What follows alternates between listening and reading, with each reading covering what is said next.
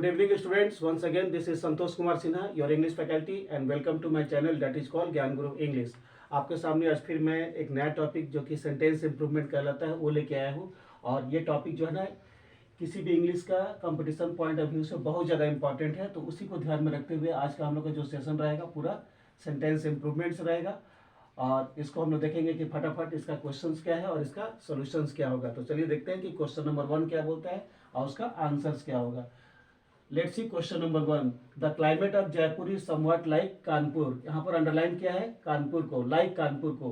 तो sentence improvement में एक चीज होता है कि जो अंडरलाइन पार्ट है उसी को हमको टेंस के हिसाब से रिप्लेस करना है। अगर अंडरलाइन पार्ट आपका सही है तो आप टिक मारेंगे डी में।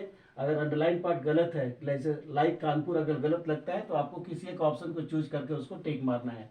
तो सेंटेंस इंप्रूवमेंट का कुछ अपना फंडा होता है कि अंडरलाइन पार्ट को हम लोग मतलब देखते हैं कि वो गलत है कि सही है। अगर अंडरलाइन पार्ट आपका सही हो तो हम लोग जाएंगे डी में, मतलब नो इम्प्रूवमेंट में। और अगर गलत है तो किसी एक ऑप्शन से उसको मैच कराएंगे। और दूसरी बात है कि टेंस को हम लोग नहीं बदलेंगे, जिस टेंस में आपका क्वेश्चन है उसी टेंस में आपका आंसर होगा, अदरवाइज नो इम्प्रूवमेंट हो जाएगा। और एक चीज देता है कि अंडरलाइन पार्ट अगर किसी एक ऑप्शन में दे दिया उठा करके, जैसे यहाँ पर है लाइक कानपुर, अगर किसी एक ऑप्शन उठा के दे दिया तो उस केस में भी हम ए बी सी में नहीं जाकर के डी में टिक मारेंगे कि जब ये करेक्ट है तो मेरा आंसर डी हो जाएगा, नो इम्प्रूवमेंट। तो तीन चीज आपको ध्यान रखना है कि जब भी आप सेंटेंस को इम्प्रूव करने के लिए बैठेंगे तो आपको देखना है कि अंडरलाइन पार्ट को हटाना है। तो वो अगर सही है तो आपको डी में टिक मारना है। और अंडरलाइन पार्ट को किसी एक ऑप्शन में उठा के दे दिया है तो उसमें भी हम ए बी सी में नहीं जाकर के सीधा जाएंगे डी में, यानी कि मेरा सेंटेंस करेक्ट है। और तीसरी बात है कि टेंस को नहीं बदलना है, जिस टेंस में क्वेश्चन है उसी टेंस में आपका आंसर होगा, अदरवाइज नो इम्प्रूवमेंट हो जाएगा। तो उसी को ध्यान में रखते हुए देखते हैं कि हम लोग का क्वेश्चन नंबर 1 क्या बोलता है। The climate of Jaipur is somewhat like Kanpur, यानी कि क्लाइमेट जो है ना जयपुर का एकदम कानपुर के जैसा है। So there is no improvement at all, D is the right answer. Now question number 2। The sun was shining such brightly, यहाँ पर सच जो है ना इनअप्रोप्रिएट है, तो क्या हो जाएगा the sun was shining so brightly that Leela had to put on her sunglasses. So the correct answer of question number 2 is B. ऐसे the sun was shining so brightly हो जाएगा, the sun was shining so brightly that Leela had to put on her sunglasses, यानी कि सूरज इतना तेजी से चमक रहा था कि लीला को अपना सन ग्लास को पहन लेना पड़ा था। So the correct answer of question number 2 is so. The sun was shining so brightly, so के साथ हमेशा डैट का प्रयोग होता है। Now question number 3। The legal document is concern with your health and that of your family, यहाँ पर underline part है इज कंसर्न विथ। अब देखना है कि ये अकॉर्डिंग टू टेंस आपका करेक्ट है कि इनकरेक्ट है। अगर करेक्ट है तो आप जाएंगे डी में, यानी कि नो इम्प्रूवमेंट। अगर अंडरलाइन पार्ट गलत है तो हम किसी एक ऑप्शन को चूज करेंगे, आइदर ए बी और सी। तो यहाँ पर देखते हैं इज कंसर्न विथ, यहाँ पर इज कंसर्न विथ मतलब जो अंडरलाइन पार्ट है उसी को ऑप्शन उठा के दे दिया है। यहाँ भी है इज कंसर्न विथ और यहाँ भी है इज कंसर्न विथ, तो हम ए बी सी में नहीं जाके सीधा टिक मारेंगे डी में, यानी कि answer is absolutely correct. Fourth में बोलता है that monument is a prime example of 2005 architecture of the city. यहाँ पर अंडरलाइन किया है प्राइम को। अब आपको देखना है कि यहाँ पर प्राइम सुटेबल है कि इनसुटेबल है। ऑप्शन ए में बोलता है मेन। अगर हम बोलते हैं that monument is a main example of, तो ये इनअप्रोप्रिएट है, मेन नहीं बोला जाता है। बी में बोलता है सेकेंडरी एकदम नहीं होगा, जब मेन है प्राइमरी है तो सेकेंडरी कैसे होगा। अब मेनली भी नहीं होगा, यानी कि तीनों ऑप्शन डिफरेंट है, ए बी सी। एक ऑप्शन और भी है सेंटेंस इंप्रूवमेंट का, यदि आपका ऑप्शन ए अलग होगा, ऑप्शन बी अलग होगा और ऑप्शन सी अलग होगा, तो सोचिए आपका एग्जांपल एकदम मतलब जाएगा डी में, आंसर जाएगा आपका डी में। एक बार और देख लीजिए, यदि आप सेंटेंस को इंप्रूव करने के लिए बैठते हैं, आपका ऑप्शन ए अलग, ऑप्शन बी अलग, ऑप्शन सी अलग होगा मीनिंग में, तो सोचिए आपका आंसर बिल्कुल करेक्ट है। तो यहाँ पर तीनों अलग हो गया, यहाँ पर ए अलग है, बी अलग है और सी अलग है, तो मेरा आंसर हो गया डी, यानी कि question number 4 is absolutely correct, एकदम बिल्कुल करेक्ट है। यहाँ पर प्राइम एग्जाम्पल होगा ही होगा। Now question number 5। The home minister asked the cabinet minister to carry about his orders immediately. तो यहाँ पर जो कैरी अबाउट है ना ये इनअप्रोप्रिएट है, ऑर्डर को कैरी आउट किया जाता है। ऐसे the home minister asked the cabinet minister to carry out his orders immediately, तो carry out B is the correct answer. Order को कैरी आउट किया जाता है, कैरी अबाउट नहीं और कैरी ऑन भी नहीं और कैरी इन भी नहीं, जो भी ऑर्डर होता है उसको हम लोग कैरी आउट करते हैं। ऐसे the home minister asked the cabinet minister to carry out his orders immediately. So the correct answer of question number 5 is B. Carry out is the most suitable answer, or it is the correct answer of question number 5. तो चलिए देखते हैं कि हम लोग का और question sentence improvement से क्या क्या बोलते हैं. तो चलिए देखते हैं कि हम लोग का अगला क्वेश्चन यानी कि सेंटेंस इंप्रूवमेंट से क्या क्या बोलता है और उसका सोल्यूशन फटाफट क्या होगा. So let's see question number 6. The foreign company has decided to go it alone rather than set up a joint venture for the betterment of the people. Once again, let us see the question. The foreign company has decided to go it alone rather than set up a joint venture for the betterment of the people. तो यहाँ पर underline part है setup. तो इसको देखना है कि according to tense से सेटअप आपका राइट है कि रॉन्ग है. उसी के अनुसार हम लोग इसको डेवलप करेंगे. तो ऑप्शन ए में बोलता है पुटिंग अप, जो कि इनअप्रोप्रिएट है. बी में बोलता है डीलिंग विथ, ये भी इनअप्रोप्रिएट है. सी में बोलता है आस्किंग ऑफ, ये भी इनअप्रोप्रिएट है. यानी कि तीनों डिफरेंट है. हम आपको क्या बता चुके हैं कि जब भी सेंटेंस इंप्रूवमेंट के लिए आप बैठेंगे तो देखेंगे कि अगर आपका option A, option B, option C तीनों डिफरेंट है तो उस केस में हम कहाँ जाएंगे, डी में. यानी कि the answer is absolutely correct. यानी कि तीनों ऑप्शन डिफरेंट है, ए अलग है, बी अलग है, सी अलग है, तो उस केस में हम जाएंगे डी में. Now let's see question number 7.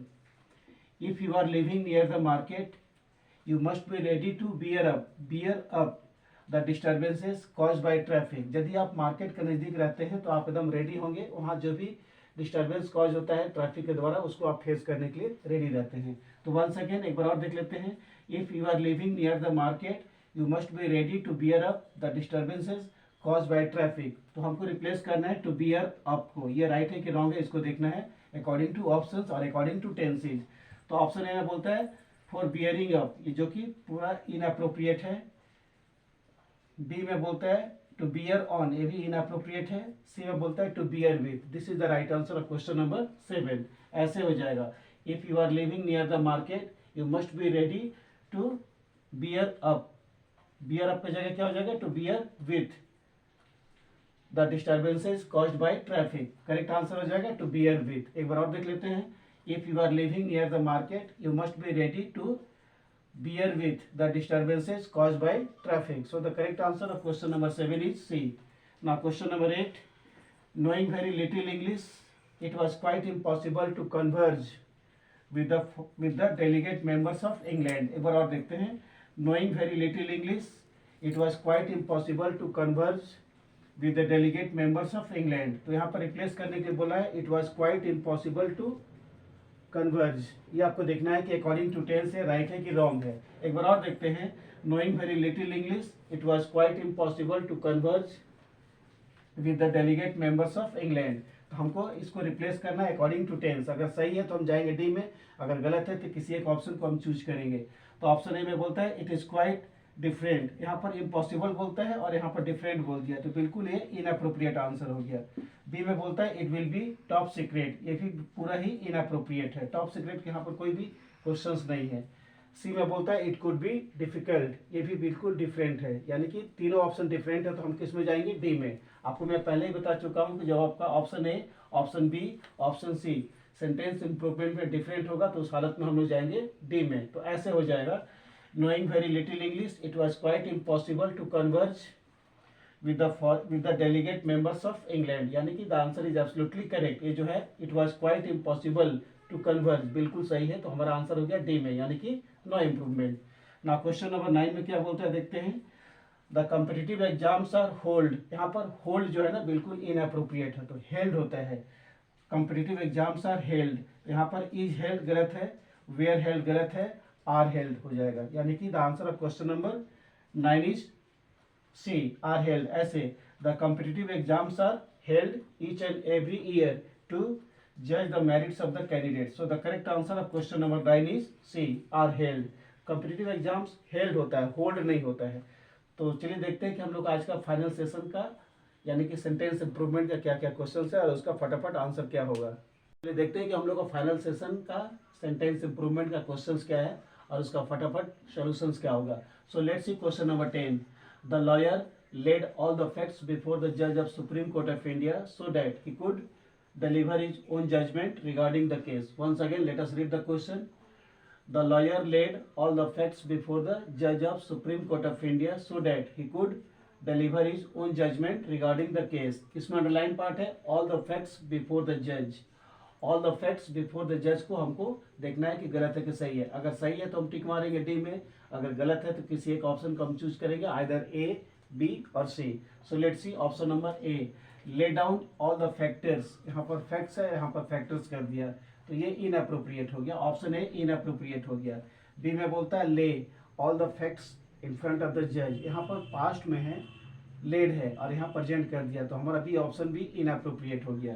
सी में बोलता है led all the main factor in front of the जज, तो ये भी आपका इनअप्रोप्रिएट है, यानी कि तीनों ऑप्शन डिफरेंट है। तो हम क्या बताए थे, हमारा आंसर डी हो जाएगा, यानी कि नो इम्प्रूवमेंट। सेंटेंस इम्प्रूवमेंट का एक ही फंडा है कि यदि आपका ऑप्शन ए अलग, बी अलग, सी अलग होगा तो हम लोग उसमें डी पार्ट में जाएंगे, यानी कि मेरा सेंटेंस बिल्कुल करेक्ट है। Now question number 11, the highest you climb the Himalayas the more cold you will feel. तो यहाँ पर जो हाईएस्ट है ना, ये बिल्कुल इनअप्रोप्रिएट है, क्योंकि हम कंपैरेटिव डिग्री में जाएंगे कि जितना आप ऊपर जाएंगे उतना आपको ठंडा लगेगा।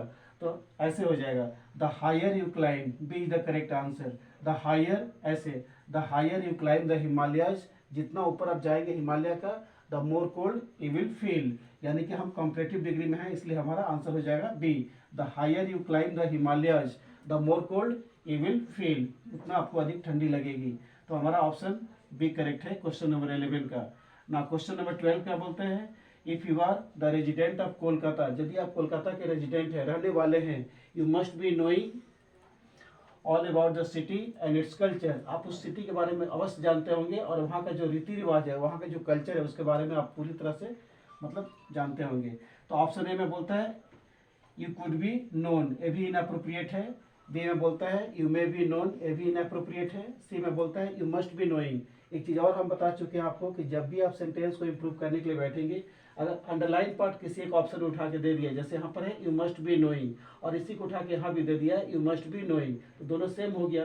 तो अगर सेम हो जाएगा तो हमारा आंसर क्या हो जाएगा, डी हो जाएगा, यानी कि there is no error at all, the answer is absolutely correct. You must be knowing is the correct answer. So the answer of question number 12 is D. ऐसे, if you are the resident of Kolkata, you must be knowing all about the city and its culture, यानी कि the sentence is absolutely correct. So there is no error at all. The answer is absolutely correct. The answer of question number 12 is D. So this is the correct answer of question number 12. तो ये था हम लोग का कुछ आज का question का आंसर, सेंटेंस इंप्रूवमेंट, जो कि इंडिया के किसी भी कॉम्पिटिटिव पॉइंट ऑफ व्यू से बहुत ज़्यादा इंपॉर्टेंट है। इंडिया का कोई भी एग्जाम आप दे लीजिए इंग्लिश का, चाहे बैंक पीओ हो, क्लर्क हो, एसएससी का जितना भी एग्जाम है, सीजीएल हो गया, सीएचएसएल हो गया, एमटीएस हो गया, या डिफेंस का जितना भी exam, CPO, CPF, CDS, NDA, तो मतलब सेंटेंस इंप्रूवमेंट आपको मिलता ही मिलता है। एक चीज़ फाइनल करने के पहले मैं आपको बता दूं कि जब भी आप सेंटेंस को इम्प्रूव करने के लिए बैठेंगे तो आपको तीन चीज़ ध्यान में रखना पड़ेगा कि अगर आपका अंडरलाइन पार्ट किसी एक ऑप्शन में उठा के दे दिया तो उस हालत में हम जाएंगे डी में, यानी कि हमको छेड़छाड़ नहीं करना है। अगर मैच कर गया तो, सेंस अलाउ कर गया तो।